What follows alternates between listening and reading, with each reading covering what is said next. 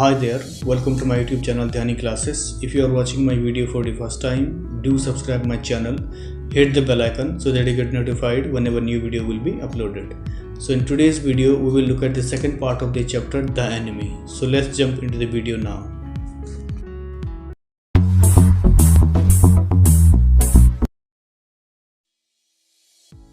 So in the first part of the chapter, we have learned that Sadao, as an expert doctor, his trained hand went to the part of the body of the injured man in order to cure him, and he tried to do something to stop the strong bleeding. So let's look at the second part of the chapter. He packed the wound with the sea moss that strewed the beach. So here doctor pulled some plant from the beach and covered the wounds to stop bleeding. The man moaned with pain in his stupor, but he did not awaken.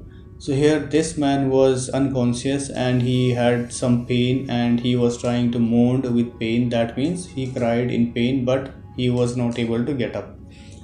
The best thing that we could do would be to put him back in the sea, Sadao said, answering himself. So they knew that he was a foreigner and they did not want to take him home. And he thought that what shall we do this man, and they thought the best thing we can do is let us put him back into the ocean. Now that the bleeding was stopped for the moment, he stood up and dusted the sand from his hand. So here when the doctor stopped bleeding, and then doctor stood up and removed all the sand and dust from his hands. Yes, undoubtedly that would be best, Hannah said steadily. So whatever the doctor has said, his wife Hannah was agreed, and they decided to throw that man into the ocean once again. But she continued to stare down at the motionless man.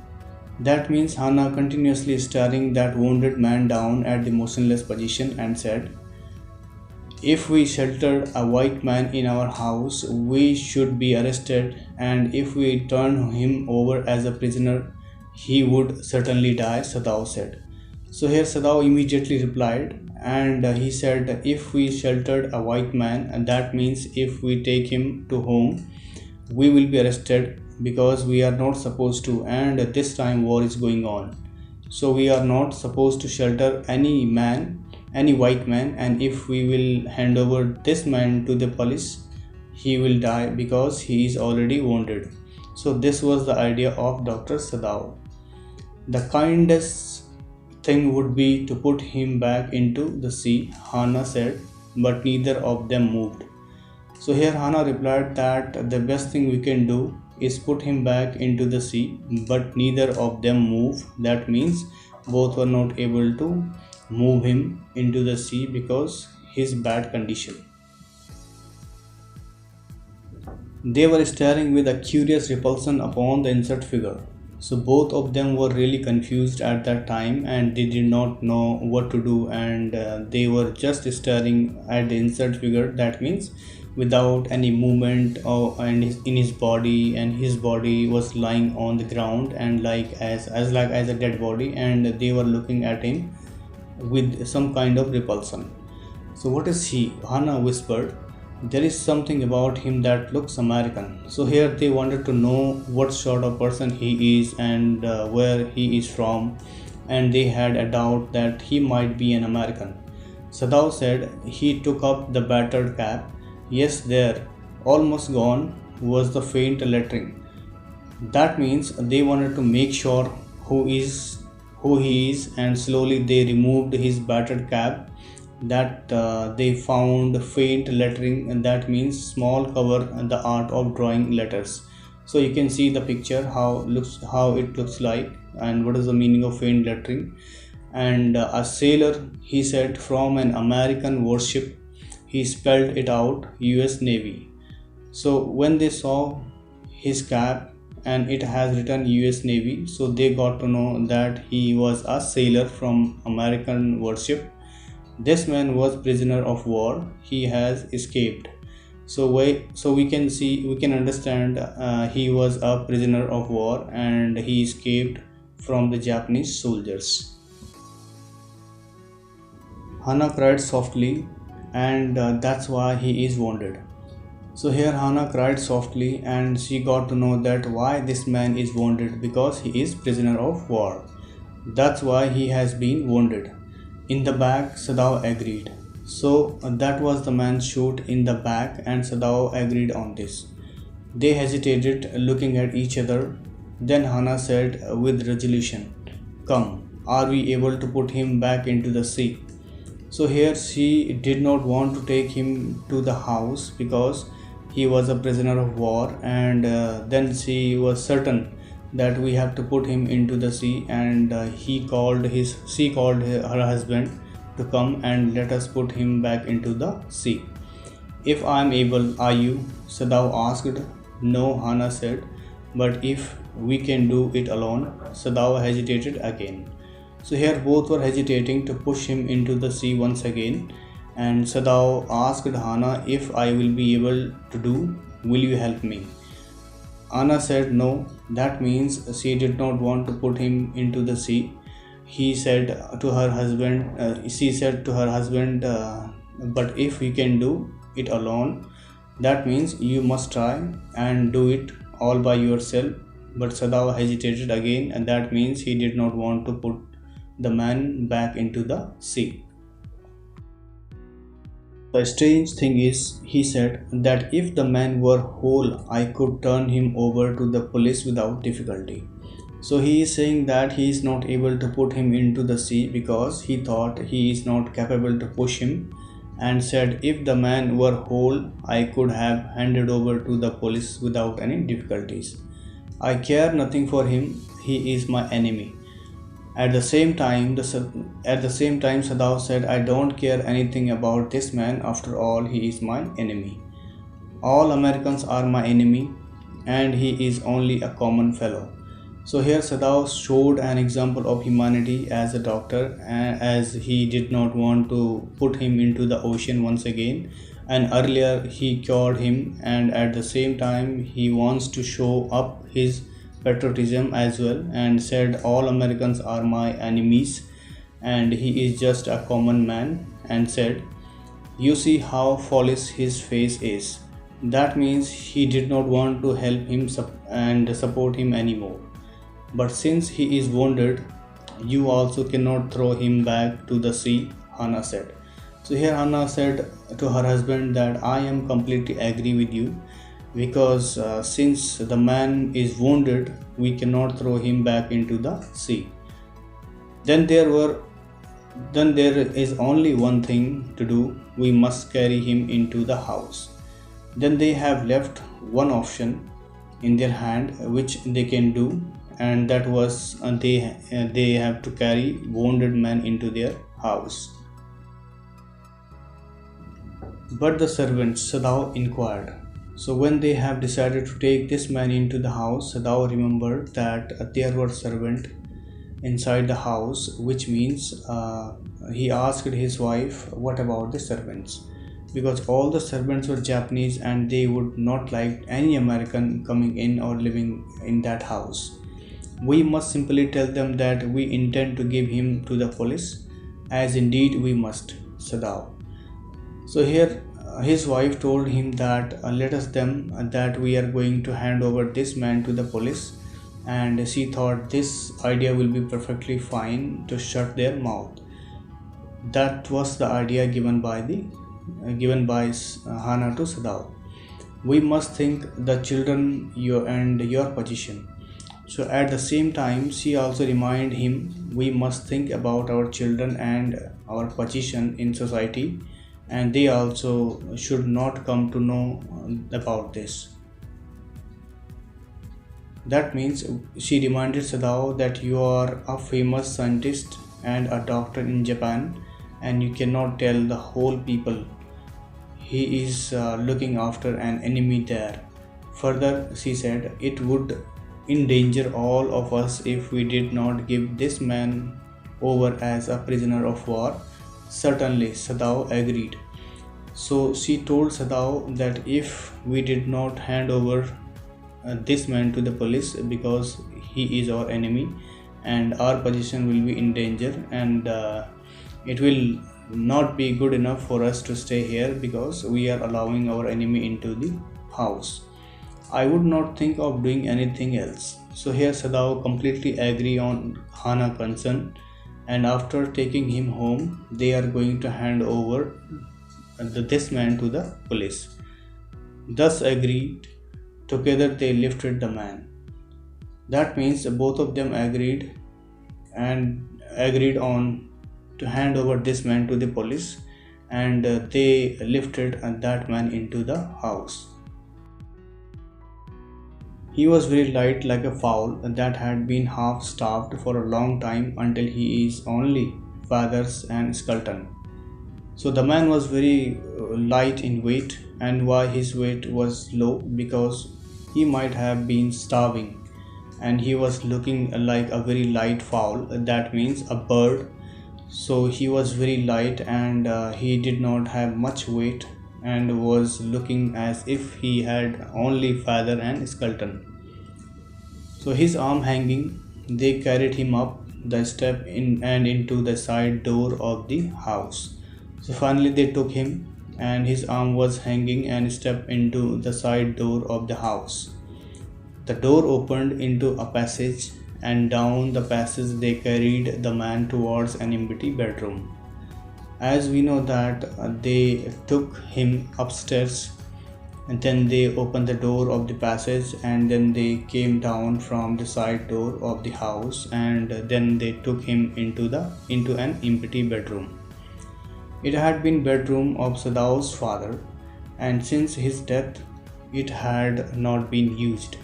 So that bedroom earlier was occupied by his father, and since he was dead, nobody was using that room, and it has been empty.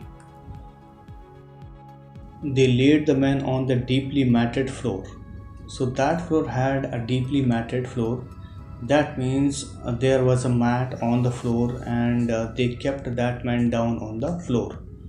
Everything here had been Japanese to please the old man, who would never in his own home sit on the chair or sleep in a foreign bed. So everything in that room was Japanese. As we know, his father was very religious person, and he wanted to only use Japanese products, and his father never used any foreign materials at all. So everything was Japanese inside that room. Hana went to the wall cupboard and slid back to a door and took out a soft quilt. She hesitated. So there was a cupboard, and from there Hana brought out a soft quilt, and that means she brought a warm blanket from there, and then she hesitated because she did not want to use any Japanese material on the injured American. The quilt was covered with flowered silk, and the lining was pure white silk. He is so dirty, she murmured in distress. So here she hesitated after brought out the quilt because it was a very nice looking, and it was all made of pure white silk. And on the other hand, that man was looking very dirty, and she did not want to use that on him. And one more reason that he was their enemy, and she murmured in distress that I don't want to use that beautiful quilt on that man. Yes, he had better to be washed, Sadao agreed. So here they made a plan that this man should be washed, and then they will do further formalities that how and what that man will be treated. If you will fetch hot water, I will wash him. I cannot bear for you to touch him, she said. So Hana wanted Sadao to get some hot water to clean that man, and she did not want Sadao to touch that injured man, and also she said she would wash him first. We shall have to tell the servants he is here. I will tell Yumi now. So after that she informed the servants that this prisoner of war is here, and she wanted to tell Yumi first. And Yumi, so who was Yumi? Yumi was a caretaker, and she used to take care of their children. She can leave the children for a minute, and she can wash him. So here Hana thought that Yumi would help him to wash that injured man, and after leaving the children for some time. Sadao considered a moment, let it be so. He agreed, you tell you me and I will tell the others. So Sadao also thought for a while and agreed upon that idea and allow Yumi to help them. And then he told his wife that you tell Yumi and I will tell the others. That means he told Hana to inform Yumi first and he would inform the other servants there. But the utter pallor of the man's unconscious face moved him first to stoop and feel his pulse. So as they looked at the man, his face was dull and he suddenly wanted to feel bent to stoop, which means bend and feel the pulse of the injured man. It was faint, but it was there. He put his hand against the man's cold breast. So it was faint, but pulse was still there. That means he was still alive and somehow breathing, and Sadao also wanted to feel his chest. The heart too was yet alive. So the heart was also pumping. He will die unless he is operated on, Sadao said, considering. So Sadao said, unless we operate on him, he will alive, otherwise he might die. So it is very important to operate upon him first, and else he will be die. The question is whether he will not die anyway, Hana cried out in fear.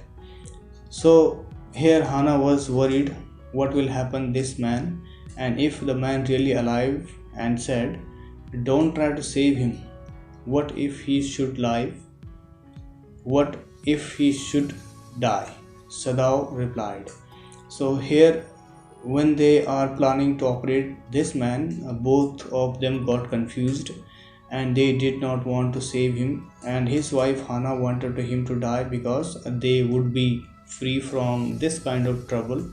But at the same moment, Sadao thought, what will happen if he dies?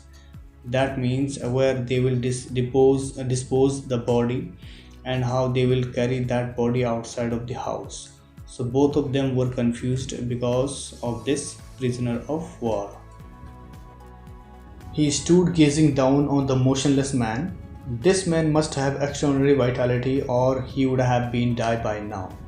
So here Sadao was looking at that man and he just thought in his mind that this man should have extraordinary vitality. That means he has such a lot of energy, that's why he has been alive till now. But then he was very young, perhaps not yet 25. Then he got to know that this man was very young man and he was even not yet 25 years old. You mean die from the operation? Hana asked. So when Sadao raised a doubt that what will happen with this man if he dies, so immediately Hana asked, you mean whether he will die because of operation? And then Sadao said, yes. Sadao said. Hana considered this doubtfully, and when she did not answer, Sadao turned away. So here both of them could not answer and they did not know what to do with this man and they were in a dilemma. At any rate, something must be done with him, he said, and first he must be washed. So they thought, we must do something, and first he must be washed because he was looking very dirty. He went quickly out of the room and Hana came behind him. So Sadao left the room and went outside, and Hana also followed him wherever he went. She did not wish to be alone with the white man. So she did not want to be alone with this white man because he was looking so dirty, and she followed Sadao wherever he went outside of the room. He was the first she had seen since she left America, and now he seemed to have nothing to do with those whom she had known there.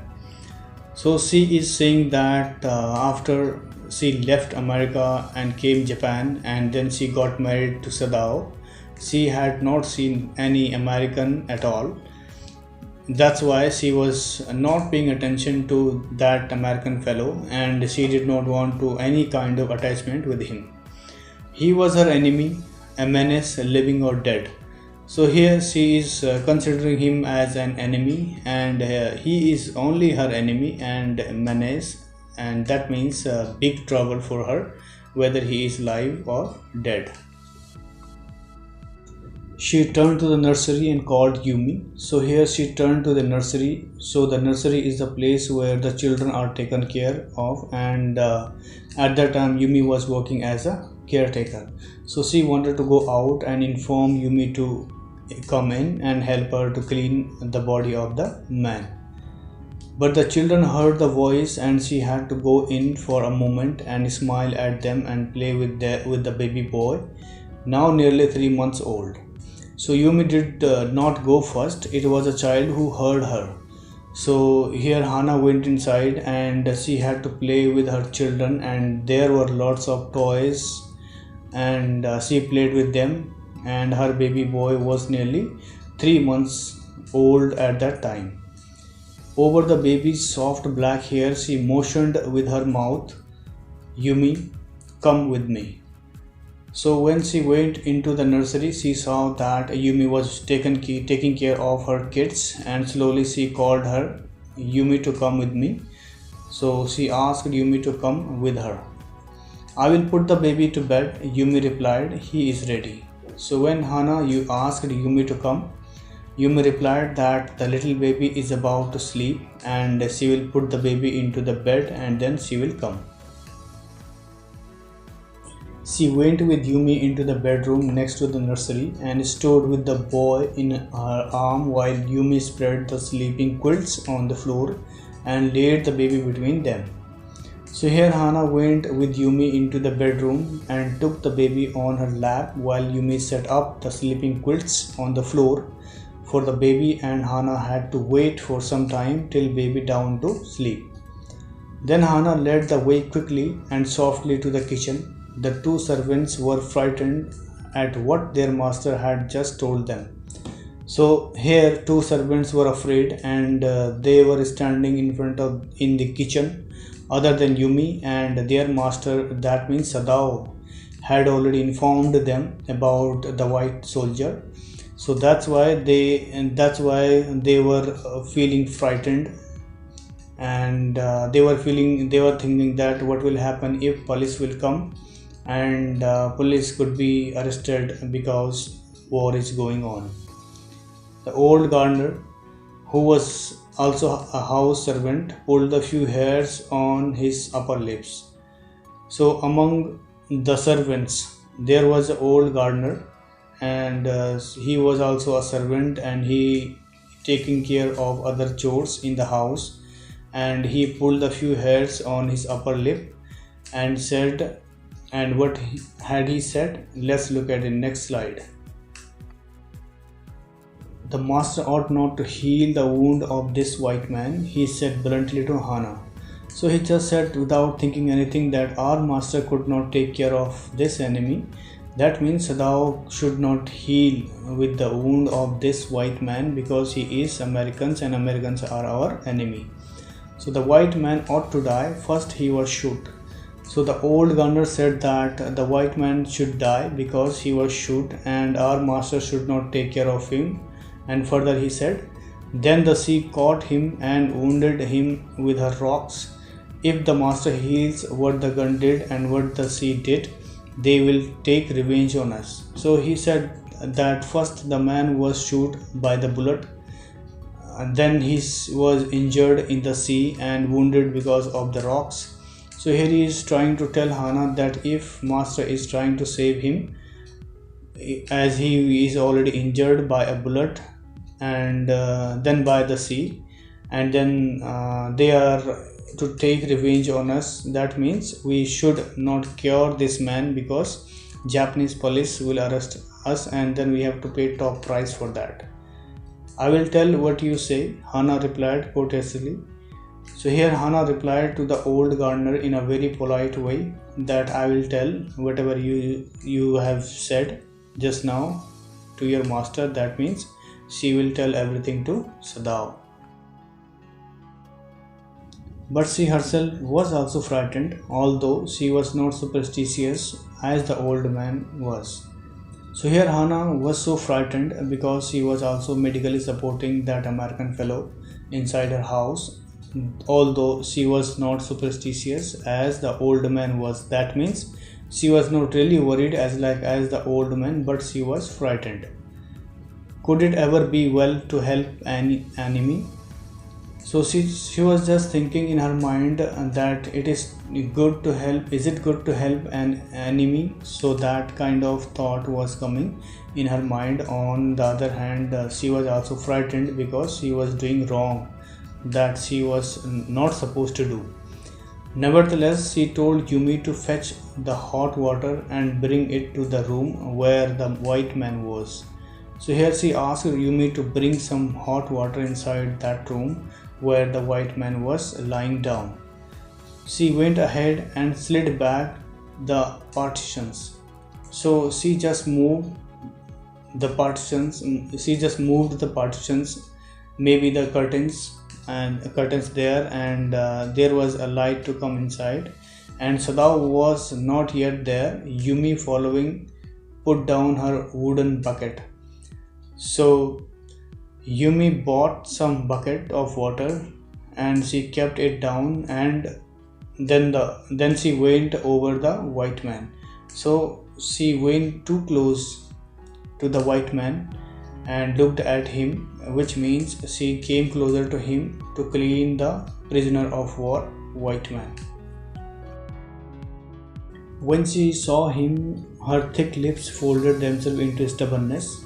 So when she came closer to him, some sort of stubbornness came into her, and she did not want to do anything that was told her. And when she came closer to him, she stopped there and looked at him. I never washed a white man, she said, and I will not wash so dirty a one now. So when she came closer to him and she looked at Hannah, and she said, I never washed a white man till now, and I'm not going to wash this dirty man. On the other hand, he is also our enemy. Hannah cried at her severely, You will do what your master commands you. So Hannah became worried and she ordered Yumi to wash him. There was so fierce a look of resistance upon Yumi's round, dull face that Hannah felt unreasonably afraid. So when she ordered Yumi to clean that dirty man, there was some sort of fearful look on Yumi's face, and that fear showed that she did not want to agree with that what Hannah ordered to her. So that kind of expression or frightened Hannah experienced at that time, and she did not expect that Yumi disobey her orders. After all, if the servants should report something that was not as it happened. So here Hannah thought that what will happen if the servants reports to the police booth about this white man, and they will be in trouble because she saw that Yumi is not comfortable or ready to wash that dirty man. Very well, she said with dignity. So after hearing these words from Yumi, Hannah replied, Very well said, with some kind of dignity. You understand, we only want to bring him to his senses so that we can turn him over as a prisoner. So after that, Hannah tried to convince Yumi by telling that she only wants to bring him in his senses. We want to cure him so that we can hand him over to the police, and told her that we can't hand over injured man to the police and they might ask several questions about this man. I will have nothing to do with it, Yumi said. I am a poor person and it is not my business. So here Yumi said, I am not going to do anything because this is not my business to wash injured man to whom I don't know. Though I am very poor and I am simply doing my job, and this is taken care that is taken care of your baby. Then please, Hannah said gently, return to your own work. So after hearing this, Hannah said gently, please go back to your work and do whatever you are doing. After that, at once Yumi left the room, but this left Hannah with a white man alone. So as soon as Yumi left the room after getting orders from Hana, she was once again alone with this white man. I hope you liked the video. For more informative videos, do subscribe my channel, hit the bell icon so that you get notified whenever new video will be uploaded. So let's look at the third part of the chapter in my next video. So thank you so much for watching once again. Stay safe, stay healthy.